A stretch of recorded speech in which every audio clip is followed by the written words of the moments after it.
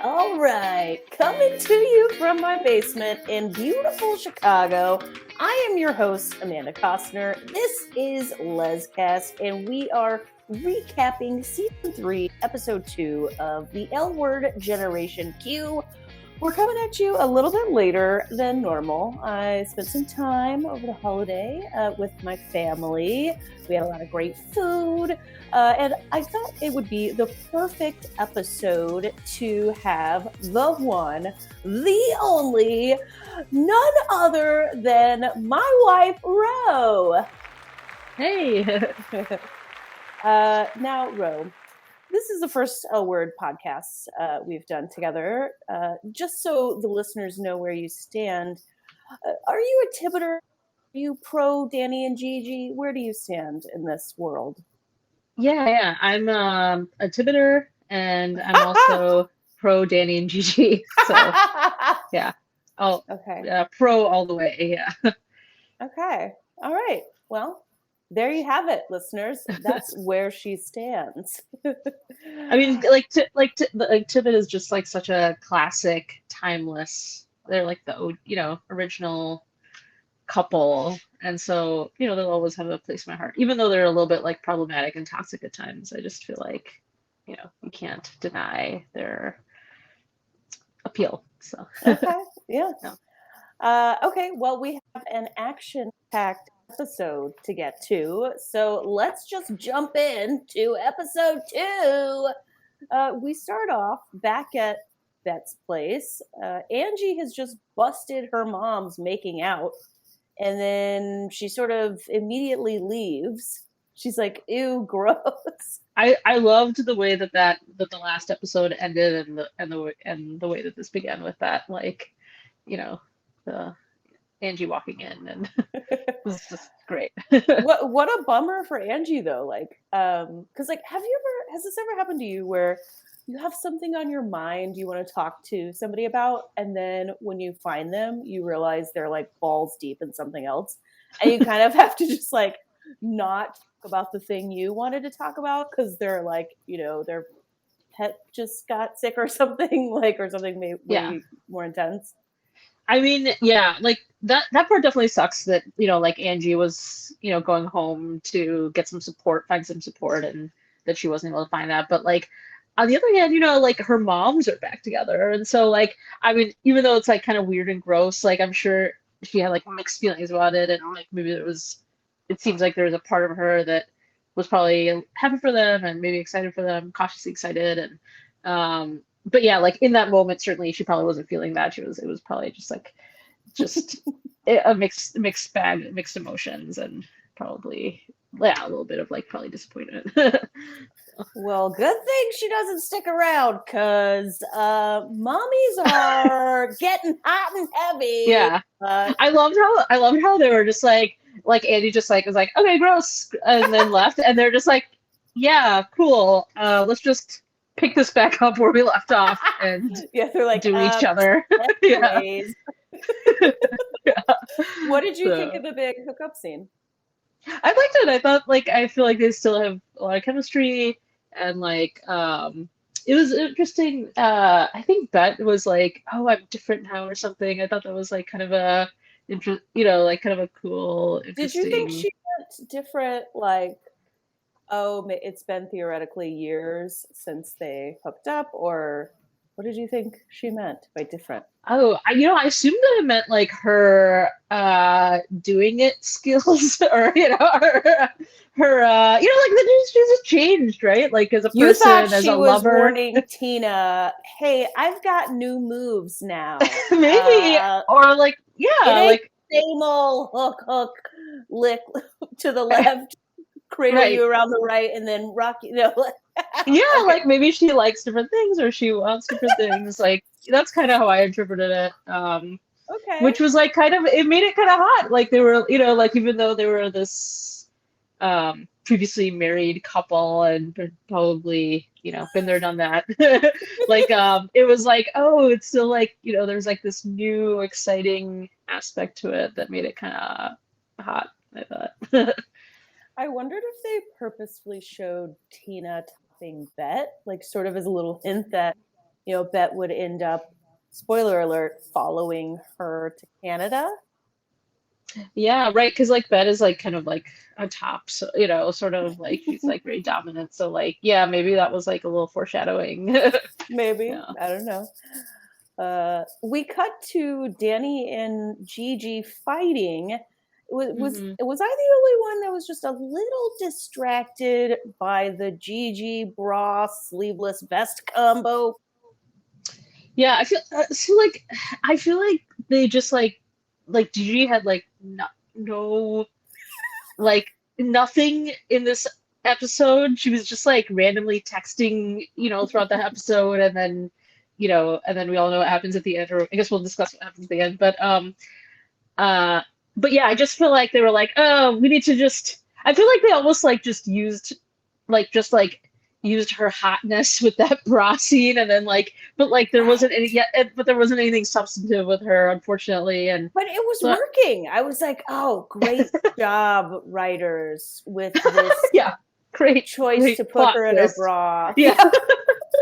Yeah, I know. I don't know. I mean, of course, she's extremely hot, so but like for me it didn't justify the rest of, what they did to her No. otherwise, unfortunately. But yeah, I was, this wasn't complaining. I'm not complaining about the bra scene though. Yeah. Easy there, hon. Easy. Okay. Yeah. The first time I watched this scene, I did not notice, but when I rewatched this episode, Danny gives Gigi the dirtiest look when Gigi says Nat's name on the phone. And Mm. I am calling it. Danny knows that Gigi still has feelings for Nat.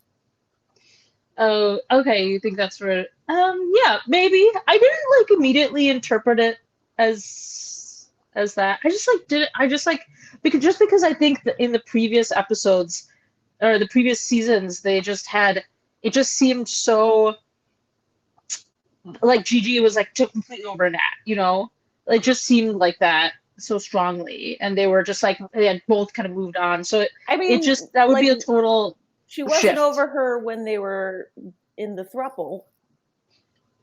Yeah, that's true. But like I feel like the whole last season they were like both kind of Yeah. moving on, and so and like I don't know. Yeah, I mean, I guess I saw it more as like I really did see it as like she was just trying to be respectful of her co-parent, and like trying to be, even though I thought it was like a little overkill, like, I'm not sure why Nat had to approve of Danny moving in, because do they all kind of know each other, like, so Right. I'm like, I don't know, like, No. I don't know, maybe if it's like a Like, rando, do you think in their world, Nat was like, went to Gigi when Alice was moving in and was like, is it okay for Alice to move in with the yeah, like, kids? did that happen? I don't know. Yeah, it No. was kind of like that was a little stretch. It was a Mm-hmm. little too much, but like I did kind of I could have kind of understand like that storyline of, that she's a parent and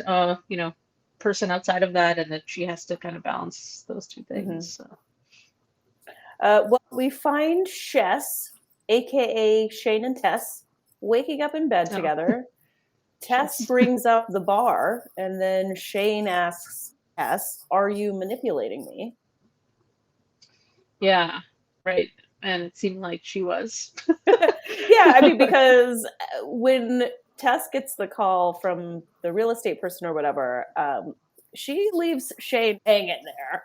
Yeah, Like, she kind of like blows her off. Yeah. yeah, Yeah. yeah. So, Yeah, Tess is kind of in her own world a little bit, um and like Shane is like not like Shane's like trying to convince herself to go along, but like you can tell her heart isn't in it, and yeah, she's starting to her eyes are starting to wander. yeah. Did you watch the trailer for the next episode? I don't remember if we watched it. I can't remember, honestly. I'm not The sure. trailer Yeah. makes it seem like it's gonna happen. Oh, really? With Kalani? Yeah, because with Ivy, yeah, and it looks like Oh, Sophie busts them somehow, but I don't know. Maybe that's editing ooh, tricks. okay. Question: Yeah. Are Sophie, Finn, Micah, and Maribel all living together? Is that the arrangement this season? Oh, Because I saw someone online say that, and it totally surprised me. interesting. Now that I didn't even think about it while I was watching the episode, but yeah, because like Maribel was like saying that she and Micah were living together for like several Mm-hmm. months, and then Finn just came back and is staying with Sophie. I guess I'm not sure if I can't Yeah, remember it if seems they. like what I can't tell is are the two couples living together because Yeah, I don't I think don't. Micah had his own place in season one, I think, and just came over a lot. Is But that I can't I honestly can't I can't remember. Yeah, that would be weird if like two couples were living together. I feel like that would be like a weird dynamic, especially for since us, I would be like, hell no. yeah, No. right. But I mean people do it, like, save on rent. But like siblings living together With their significant significant other. others. I don't I mean, know. I maybe, but I don't sounds know. like a recipe for disaster to me. Yeah, With but I don't know. you would that's just like a no. You would never like Yeah, we won't be moving in with my sister and brother-in-law anytime soon. no.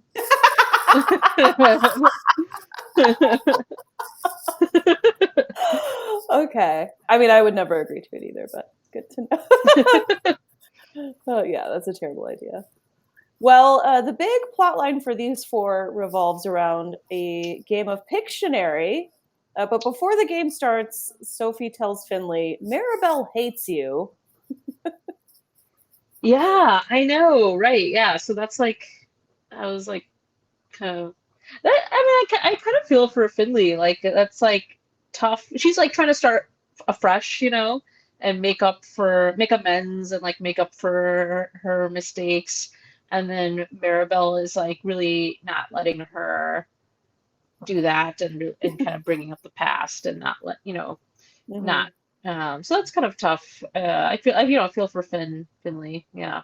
You know what's interesting to me is in the scene where between Sophie and Maribel, they have this like sisterly moment where Maribel agrees to the game, and then Yeah. she leaves, and then Sophie lets out a little like help right before the end of the scene. I thought that was like interesting, Oh, I missed that. That's cute though. just like a Yeah. fun little note of like how the night's about to go.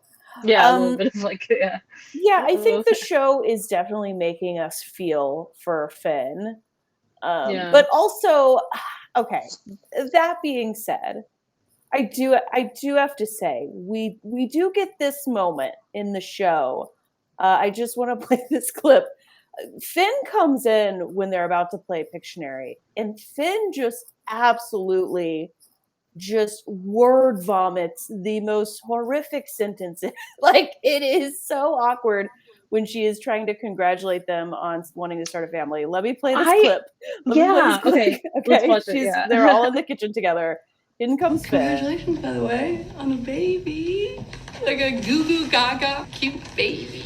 You're not supposed to know that. Oh, but it's gonna be so cute. A little combo of both your faces. Wait. No. No. You're gonna have to choose. How are you gonna choose? You guys both have such good faces.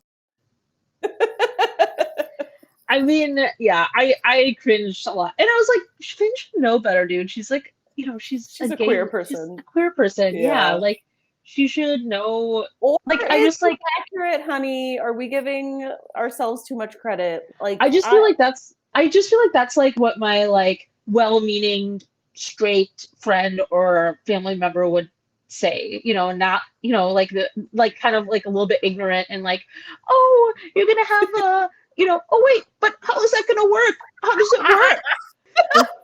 it Like is it's like a very straight bro thing to be like, hey, oh like, wait. oh, oops, but does not compute, it's like, come on, dude. Yeah, so I just like I was like a little like surprised, but it was like kind of a funny tense, it was an awkward moment, but I was also like, come on, really, Finn, like, come on. Yeah, that when I like just those like when Jacqueline Tabani read those lines in the script, I wonder like what she was thinking, if she was like laughing or what. But Yeah, those lines are pretty oof.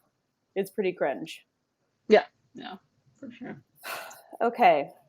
Well, back at Dana's, Bet and Tina walk in holding hands Alice says it's like no time has passed. Yeah, yeah. I mean, I felt that way too, I could, like just feel like we've seen that hundreds of times before. My memory of the original show is like so much of them being broken up, but yeah, there's some with But I them feel together. I feel like that scene of like literally just them walking into like what in the old show, the planet together, Mhm. like it evoked that for Mhm. me, and so I don't know. Yeah, it was just yeah. I just felt like that was kind of an iconic sort of entrance. Well, Shane spills the tea that Jordy broke up with Angelica, and I really loved this part where Bette starts to go in on Jordy, and Alice puts a stop to it. Like, Goddess Alice. Have I mentioned how much I love Alice? I just love this, how, it's easy to go in on this 18-year-old kid, who broke Angie's heart. I imagine I might do the same thing when I'm a parent. You want to protect your kid, but in comes Alice and she's like, don't get negative. And I love that Yeah, part. yeah. That was like nice. Yeah, I feel like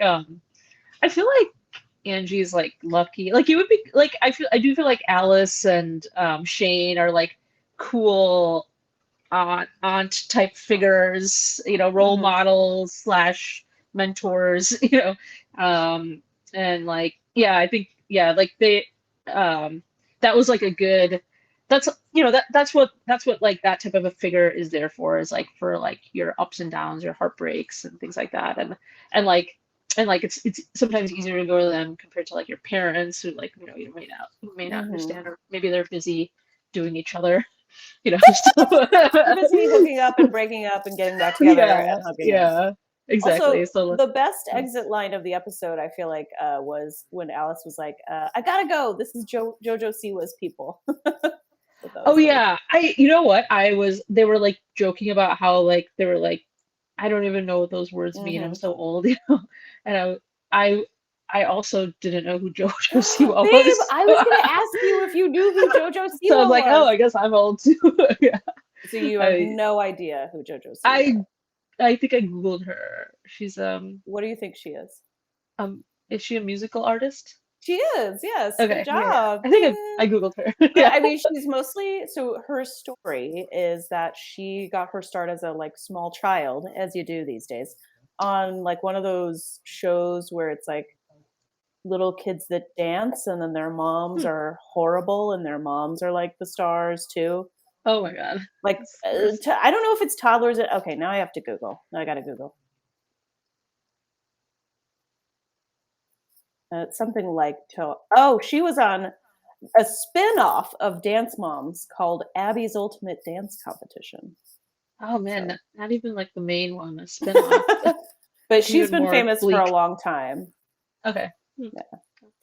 By the way, if you are watching this on YouTube, if you would take a moment and subscribe. We are trying to get to 1,000 subscribers so that we can get monetized. Right now, when our videos do well, we're not able to get paid for those ads that run on those videos. So it would really mean a lot to me if you could take that time. If you're watching on YouTube, go ahead and hit that subscribe button. Hell yeah. We get to the gallery event, which Danny is running. Yeah. Like, what is her new job? I like, is she a party planner? Yeah, she does events and Event planner, party planner. Mm-hmm. Okay. Yeah, Yeah, we're I guess just that not kind going of to talk fits with about the other marketing. stuff. Does it? Yeah, I don't know. Actually. I mean, okay, I'm trying to think. Like, you probably could transition from, what was she doing in season 1? She was like marketing, right, for her like for dad's Bette Porter. company. Yeah, but she was also working for Bette, Yeah. like Oh yeah, politics. she was like public relations or something for her I campaign. guess you could go from like public relations and politics and big corporations to planning galleries and stuff like that. Like, I guess. I know, it's a little bit of a jump. I feel like, yeah, I never really know what's going on with Danny. She's like Or all over the her place with it. dad and all that. They just like threw all that away. No, like the dad, like nobody remembers. Nobody cares. Yeah. It's interesting that this whole gallery event evolves around Angie's bio dad, Marcus Allenwood, but they don't really mention how he passed away before Angie got a chance to meet him. I just found that interesting that they almost used his character more from like an art standpoint than from like how we're getting to see. I don't know how his death like affected Angie. Yeah, they really did not go into that at all from last season. Like they just kind of like it seems like she like grieved and is has like Moved on. recovered and it seems like she has like they kind of implied that she had like a relationship with her Mm-hmm. other like her half sister and his wife and stuff like that. But yeah, didn't really delve into that too much. Kind of.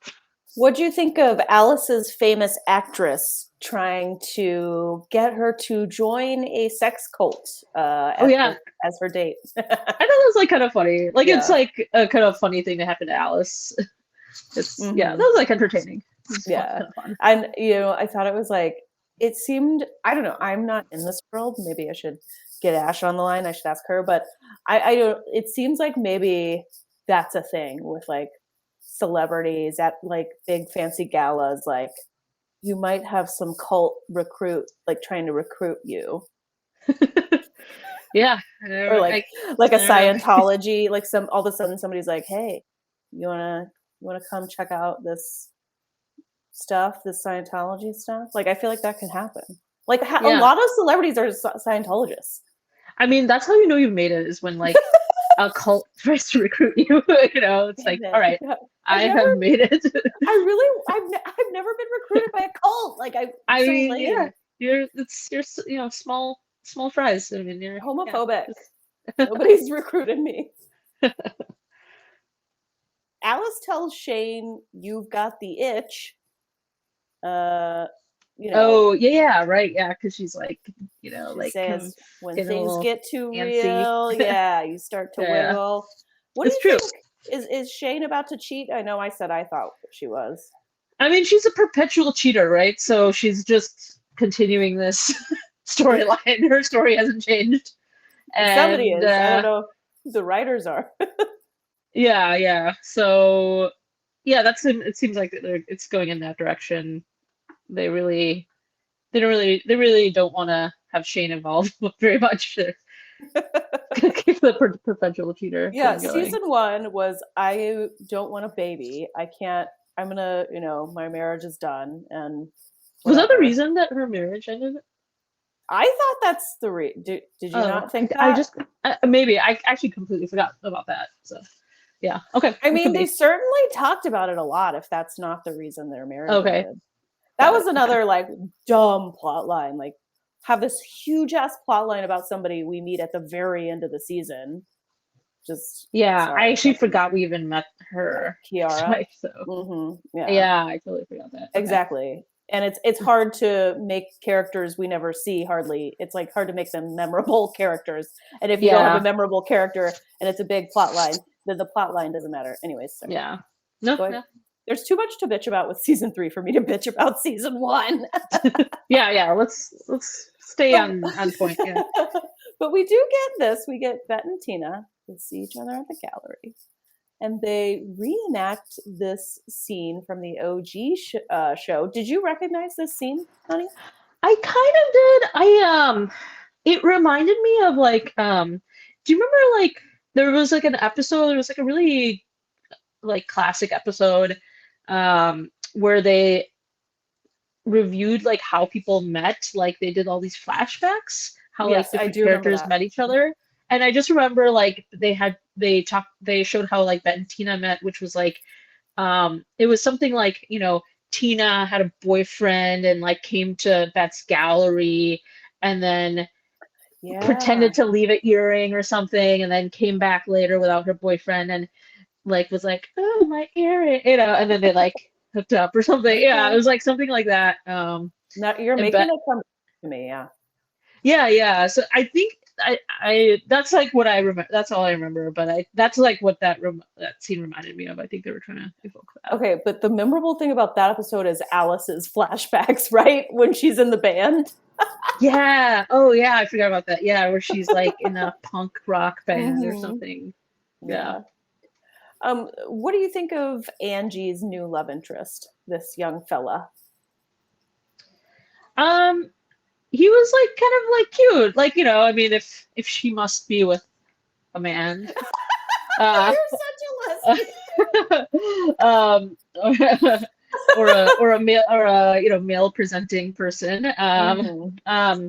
yeah, like I thought he seemed like very earnest and cute, and like it was like kind of a spontaneous kiss, and so that Hmm. was like, I thought, like she at one point was like, I'm gonna be in my hoe phase, so Hmm. that I kind of saw it as like her just being a Starting little the bit, phase. yeah, well, even though she wasn't being that, it was just a kiss. I mean, Yeah.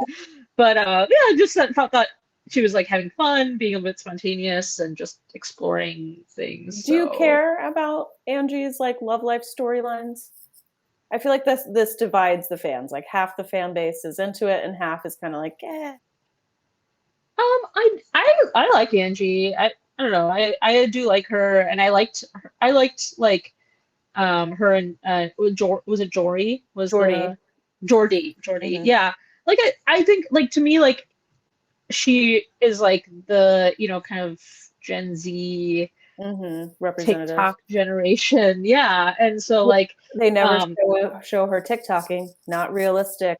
yeah, yeah, right. But like, and like, like this generation is like a lot more open and fluid, and like Hmm. like diverse in terms of gender, and in terms of Hmm. like just a lot of things. And so like yeah, like I think that they're or that's how, I think maybe she represents that, and I think it's like interesting, and yeah. That's a good point. I like that. Finley finds out about Drew, but I thought this was pretty funny. Maribel reveals the hooking up that's been going on behind Finley's back, and we get an interesting scene where Finley's like, "Oh, you did nothing wrong, but also, why haven't you apologized?" So that was interesting. Yeah, well, I think that was like just like it showed that she's human, like even though on paper, that everything seemed, like she's okay with it. She agreed, they agreed to like maybe see other people while Finley was in rehab. She's still a human, and she's still, it still hurts her. She's like, I want to know, and I also don't want to know. And I thought that was Hmm. like a very human thing, So yeah, I think To it's showing me, that. I thought what it said was, okay, well, if you consider that cheating, well, she didn't really, but she got hurt by it. So Mhm. basically, it was in a seemingly arranged that like they would get back together, and they're telling each other they love each other. Like this is pretty serious. Yeah. Yeah. So, um, I don't know how that works into Finn's sobriety and how that works honestly with people and relationships if they have to go take a break like that with sober living. Like that's a complicated situation. Yeah, that's tough. I agree. I don't know the right answer. I think it's different for everybody, and like, I I'm think, I'm yeah. just wondering if the stress of their relationship will possibly be what we see. Like, I want is Finn going to relapse? I wonder if that's going to be part of her storyline. Oh, you're worried about her. Yeah. Hmm. Yeah, could be. Mhm. Back at the gallery, Bette Porter makes the grave mistake, honey. If you ever whisper the words "stay" into my ears, I will go full Bette Porter on your ass. Yeah, that was Tina gets like real kind mad. of, yeah, she was very pissed. But like I kind of get it. Like it was a little over, Over the top. over the top, yeah. But like but then on the other hand, like I kind of get it, because she was like, I'm always following you, I'm always doing stuff for you, I'm always sacrificing for you, and now you're like just asking me to do this again, like that's Yeah, kind of but like very, she's very Tina, selfish, and but like okay, but very, Tina, it makes sense for maybe for us to stay where our daughter and all our friends are and yeah. sitting. Yeah, no, I mean, yeah, I agree. But like Tina's life is wherever she lives. I don't even know where she lives, Canada or something. Canada. Yeah. Yeah. So Even though yeah, I feel like Carrie lives in LA. So how is Tina's life in Canada? where's Carrie? Have we seen her Actually, I yet? don't know where she lives, but we're gonna see her in the next episode. According to Yeah. Oh, okay, okay. Yeah. I do miss some Carrie. I do too. Yeah. I'm excited to see more of her. Okay, so anyways, this big fight happens. Alice, Shane, Bet, and everyone decides Bet needs to go chase after Tina. No passport, no nothing. Just, I gotta go win your mom back. What a line that is. Yeah. They practically run Danny over on the way out. Yeah. Beth's throwing her to the wolves. She's never gonna get another interview with what was it, Variety? Yeah. Again, I was like, what is that about? What is that? What was that interview for? You didn't feel those weren't high stakes for you when she Yeah. lost her connection with that journalist? Yeah. I think I just like don't really know what's going on with her. Like definitely like Danny and Gigi's storyline is just like, an afterthought in this episode. Oh, complete Like, afterthought. Like this is Yeah. the Bet and Tina kind of break up, kind of get back together episode. Yeah. This is the elevator pitch for this episode is Bet Porter running through cars to get to Tina. That's it. Yeah. That's Suddenly I See. Yeah. Suddenly I see. That was a pretty good song. Some people were bagging the song choice online. Really? Oh Yeah, man, I love that song. Oh, I that's know. like such a classic lesbian It's song. like Ro was like twerking to this, listeners. Yeah. Like, Oh yeah. I remember you were really into this. Yeah, I'm pretty. And also you were like pumped up about like that Porter running to get Tina. Yeah, yeah. I mean, even though it was like very stupid and cliche, it was like kind of but fun. it was like really fun. Yeah. We randomly get a shot of Gigi singing in the car and dangerously texting, if I might add. I know. I actually, when she was like doing all the texting, I actually was like, oh my gosh, are they gonna? Oh, I knew because but then they didn't, and she put it down, and she put both of her hands on it, and then it was like, she still got it. Yeah. Yep. What are your thoughts on all the Gigi nonsense? Oh, I mean, yeah, just as I said, it was like just her storyline is an afterthought. They basically just used her for that boob shot, and now they're putting her in a coma or something. I don't know where they're going with this. They're just completely underutilizing these two hot actors right now. What could they have done? Okay, hon, if you have Sepida for like maybe 3 episodes in this 3rd season, what are you doing with her? How are you wrapping things up with Gigi? I mean, I don't know, but like not this, like what? You're like, I ain't no writer. Yeah, and like I don't know, like maybe I would try to feature her more if there's limited time, and like try to give her a good exit. That's like, she's moving away for some opportunity, and like let's throw a fun goodbye party for her, and like I don't know, like you would have her storyline be throw a fun goodbye party for yeah, Gigi. and then like a lot of like fun misadventures happen during with the group, with all the characters happen Right, with the group. I don't know, like I want something like fun, and like I want like I don't know, I feel like sometimes the show is like dramatic for the sake of being dramatic, and it's not the drama is not adding much. It's just like it's kind of falls flat. Yeah. Question: why did they have the 18-year-old drive the chase car? I was wondering that too. At first I was like, are they drunk? Is she like the designated driver? Probably. I have no idea. Yeah, it doesn't make any sense. And then they yell at her the whole time about the routes she's taking. I would have been like, do you want to drive? Do you want to drive?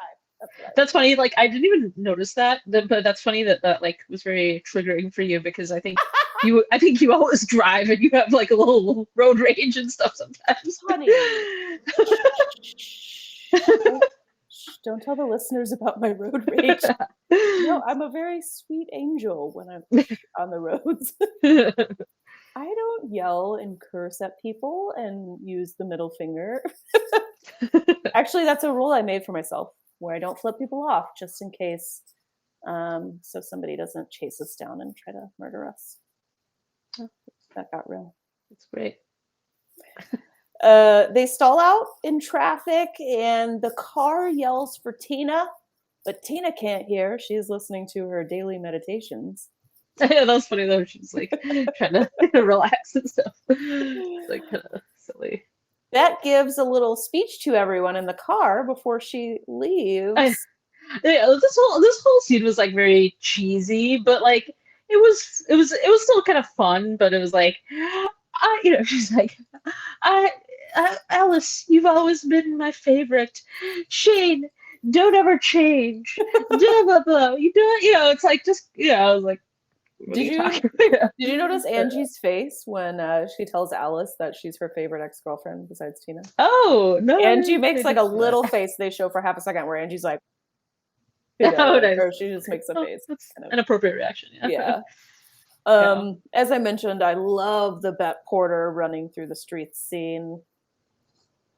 Yeah, it was fun. Yeah, and good song. Yeah. What would you rate her speech to Tina? 1 to 10, 10 being good. I thought it was like 7.5. I think it was like pretty good. It was, like I said, very little cheesy, over the top at times, but like there was some good stuff, and I liked like the underlying sentiment that she was, that she was wanted to kind of focus on being with Tina and make that the center of her life, and not focus on herself and her own career, and kind of not be as selfish and stuff. So I liked that. There's art in Canada. She can do art stuff up in Toronto. I think that's where Tina Come on, is. it's Bette Porter. She's gonna like fucking run whatever town, whatever. She'll take it place over. in Canada. There, yeah, exactly. Get some good poutine up there. Yeah. Yeah, well, it works. Bette gets in the car, only to be told by Canadian authorities, no, your reputation as an art dealer alone cannot get you into this country. You do need a passport, ma'am. Ma'am, you need a passport. So that's what happened. No, of course, that didn't happen, but that's what would have happened. I thought that actually happened. I was like, oh, did I like fall asleep during this? Like, I was just like nodding and smiling. I was like, oh, yeah. No, okay, here's what happens in the episode. In the episode, she calls like some assistant to bring her passport, right? And she just takes a later flight anyways. So they didn't show that because it would have been anticlimactic. Oh, okay. Oh, are you? That's also not actually. No, right? I'm speculating. Stop messing with me. I'm just saying it's kind of funny that she chases Tina to go fly with her to Canada. Yeah, when, like she would not have had her passport on her. Yeah. Okay, I understand. Yeah. Danny finds out Gigi has been in an accident, and that's it. That's the episode. Yeah. I don't know. I didn't like how it ended. I just don't like what they did to Gigi. I just feel like it was like real dirty, real mean. And like the last episode ended on a really fun/funny note with Angie walking in on her, on, Bette and Tina making out. Like, that was like fun. This is like, oh, your beloved, hot, favorite character just got T-boned. Yeah, them doing it while we watch Bette and Tina reunite. Like, do they think they're the Godfather? Who do these writers think they are? Exactly. It was such a weird contrast. It took away a little bit, maybe from the Bette and Tina thing. And I understand what they're going for, like a dramatic thing, like a dramatic high with a dramatic low, but it was just like it didn't work. It was like you didn't even give us any Gigi in this episode, and then you T-bone her. Yeah, you're right. I'm like, I knew going into the season we were only getting a little bit of Sepida Moafi. I did not know it was like gonna be like this, like sprinkles. Tasteless sprinkles. Yeah. Okay. Any more thoughts on episode 2? What do you think of Jennifer Beals only being in 2 more episodes, I believe? And Laurel Holloman too. They're both leaving. Yeah, I mean, I guess that's fine. Of course, I love both of those characters, and like, I would have loved them to be in more. But like, I kind of came into the season knowing that they were going to be in a limited number of characters. So like, I think they did a good job of like wrapping up that storyline, and so And so like, I'm ready to see what some of these other storylines develop, and then they'll come back at some point for whatever reason, and it'll be like a nice surprise, So yeah. All right. Yeah, I think I've accepted it. It would be so much easier to accept if we weren't also losing Gigi. Yeah, that's like a bummer. Yeah, That's what's it makes yeah. Because I always saw Tina only coming in for a few episodes. Like, who knew we would have even gotten her for this many? She's a painter now. She just did this to be awesome. Like she doesn't have to come back and do this. Yeah. Exactly. Like I would be way more like, I feel like I'm not excited for the next episode because, like I would be excited even despite Tibette and Tina leaving. I would be excited if I knew I was getting more Danny, Gigi, fun, interesting stuff. But I'm like, okay, there's gonna be one more shitty episode with Gigi, like where she's gonna be in a coma or something. Like, that's not gonna be fun to watch. She's just in a coma the whole episode, and then at the very end, she wakes up and she's like, "I'm in love with you, Nat." I know, like I feel like that's what they're gonna do with her, and I'm just like not about. That sounds terrible. Like it doesn't sound fun at all. So I'm almost like, I'm just not excited about the next episode. Like, Well, like I was am excited to recap the next episode because I'm here no matter what, and I will be forcing you, my wife, to watch it too. You're gonna watch it, I feel like. Yeah, of course I'll watch it. I mean, but you're saying there's just not as much to look forward to with these. Yeah. Like I'm not like after the first episode, I was like, oh, that was great ending. Looking forward to the next one. Now I'm like, okay, great. Bette and Tina are gone, and they T-boned Gigi. What am I looking forward to? Yeah, like. I think they're trying to win us over with with Fletcher, bringing Carrie back. There's like a musical episode we're gonna get at some point. They're really trying to throw some party favors at us. We'll see. I mean, and maybe they can turn it around. Maybe I'm kind of disappointed right now, but then maybe like, they're able to turn around later. So I'm, we'll see. Yeah, we will see. Well, everyone, I want to thank you for tuning in. If you haven't yet, please go ahead and leave us a review or rate us wherever you listen to podcasts. Rating us helps get our podcast ranked higher on the platforms. Also, if you're watching, make sure you subscribe. Like I said, we're trying to hit that 1,000 subscribers goal on YouTube. So, it would really mean a lot if you could do that. Thank you, everybody, for tuning in. I will be back in a few days with a recap of episode 3. And thank you to Ro for being on here and also for being so beautiful and so awesome. Yeah, thanks. It was fun. And we will see you. Until next time. Toodaloo. Working on my podcast endings. What do you think of Toodaloo? Should I keep Toodaloo? No.